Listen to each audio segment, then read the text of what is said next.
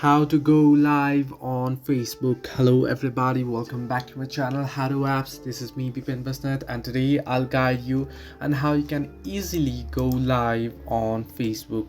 Now the process itself is quite simple and easy, so let me guide you through.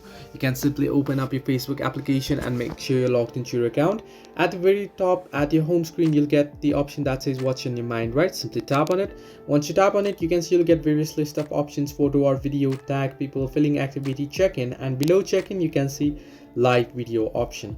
Simply tap on live video option, and there it will ask you to record audio, and it will ask you to go live. Here you can see, simply choose your settings. You can turn on your flash on or off, you can rotate your camera, you can add stickers, effects, and enhance the audio, and then simply tap on go live and you'll be able to go live. So this way you can go live easily on Facebook. Hope this helped you. Do like and subscribe, and do not forget to leave a comment down below if you have any further issues.